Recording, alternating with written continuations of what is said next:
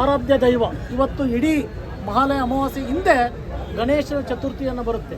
ಇಡೀ ದೇಶ ಗಣೇಶನನ್ನು ಯಾವುದಾರ ಒಂದು ದೇವರನ್ನು ಒತ್ತಿ ಮೆರೆಸ್ತಕ್ಕಂಥ, ಆರಾಧಿಸ್ತಕ್ಕಂಥ, ಪೂಜಿಸ್ತಕ್ಕಂಥ, ಮನೆಯಲ್ಲಿ ಪೂಜೆಯನ್ನು ಮಾಡ್ತಕ್ಕಂಥ ಆರಾಧ್ಯ ದೈವ ಗಣೇಶನ.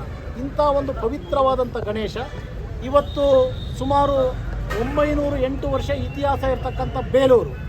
ಅಂಥ ಒಂದು ಬೇಲೂರಲ್ಲಿ ಸುಮಾರು 50ರಿಂದ 60 ವರ್ಷ ಈ ವಿಘ್ನ ವಿನಾಯಕನ ಈ ಭಾಗದ ಎಲ್ಲ ವ್ಯಾಪಾರಸ್ಥರು, ಕೂಲಿ ಕಾರ್ಮಿಕರು, ಎಲ್ಲ ವರ್ಗದವರು ಸಹ, ರೈತಾಪಿ ವರ್ಗದವರು ಸಹ ಇದನ್ನು ದರ್ಶನವನ್ನು ಮಾಡಿ ಪೂಜೆಯನ್ನು ಮಾಡ್ತಕ್ಕಂಥದ್ದು ನಾನು ಸುಮಾರು 10 ವರ್ಷಗಳಿಂದ ನೋಡಿರ್ತಕ್ಕಂಥದ್ದು. ಪ್ರತಿನಿತ್ಯ ನಾನು ಸಹ ಭಗವಂತನಿಗೆ ನಮಸ್ಕಾರವನ್ನು ಮಾಡಿ ಹೋಗಬೇಕಾದಾಗ ಬರಬೇಕಾದಾಗ ತೆರತಕ್ಕಂಥದ್ದು. ನಿಜವಾಗ್ಲೂ ವಿಶೇಷವಾದ ಒಂದು ಗಣೇಶ ಇದೆ ಅಂದರೆ ಅದು ಬೇಲೂರಿನ ವಿಶ್ವವಿಖ್ಯಾತ ಆಗಿರ್ತಕ್ಕಂಥ ಪುರಸಭಾ ಆವರಣದಲ್ಲಿ ಅಂತಕ್ಕಂಥದ್ದನ್ನು ನಾನು ಈ ಸಂದರ್ಭದಲ್ಲಿ ಹೇಳಬೇಕಾಗುತ್ತೆ.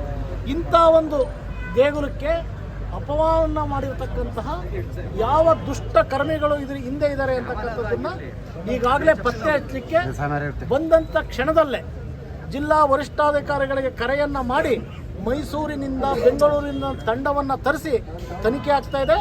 ಕೆಲವೇ ನಿಮಿಷಗಳಲ್ಲಿ, ಇವತ್ತು ಈ ಒಂದು ಇನ್ನು ಕೆಲವೇ ಅರ್ಧ ಗಂಟೆಗಳಲ್ಲಿ ಇದು ಚಿತ್ರಣವನ್ನು ಬಯಲಿಗೆಳಿತಕ್ಕಂಥದ್ದು ಆಗುತ್ತೆ. ಅವರು ನನಗೆ ಭರವಸೆಯನ್ನು ನೀಡಿದ್ದಾರೆ.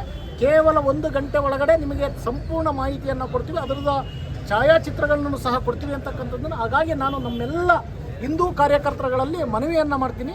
ಇವತ್ತು 12ನೇ ಶತಮಾನದ ಬಸವಣ್ಣನವರ ಒಂದು ಬಸವ ತತ್ವ ಯಾತ್ರೆ ಹೋಗ್ತಾ ಇದೆ. ಇವತ್ತು ಪ್ರಪ್ರಥಮವಾಗಿ ಬಸವೇಶ್ವರರ ವೃತ್ತದಲ್ಲಿ ಮಾಲಾರ್ಪಣೆ ಮಾಡುವುದರ ಮುಖಾಂತರ ಇವತ್ತು ಆ ಕಾರ್ಯಕ್ರಮಕ್ಕೆ ನಾವು ಚಾಲನೆಯನ್ನು ಕೊಡೋಣ.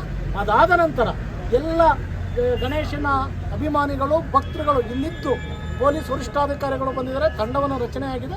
ಅದರ ಬಗ್ಗೆ ಮಾಹಿತಿ ತಗೊಂಡು ಸಂಪೂರ್ಣವಾದ ಮಾಹಿತಿಯನ್ನು ಇವತ್ತೇ ಕೊಡಬೇಕು ಅಂತಕ್ಕಂಥದ್ದನ್ನು ನಾನು ಪೊಲೀಸ್ ಇಲಾಖೆಯಲ್ಲಿ ಆಗ್ರಹವನ್ನು ಮಾಡಿದ್ದೀನಿ.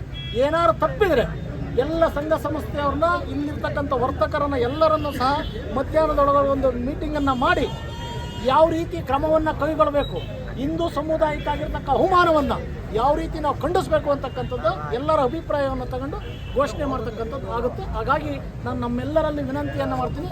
ಇವತ್ತು 12ನೇ ಶತಮಾನದ ಬಸವಣ್ಣನವರ ಒಂದು ಕಾರ್ಯಕ್ರಮ ಏನಿದೆ ಇದನ್ನು ಸುಸಜ್ಜಿತವಾಗಿ ನಾವು ಕಲಿಸ್ಕೊಡ್ತಕ್ಕಂಥ ಕೆಲಸವನ್ನು ಆಗಬೇಕು. ಅದಾದ ಮೇಲೆ ಇದಕ್ಕೆ ಸಂಬಂಧಪಟ್ಟಂಗೆ ನಾವು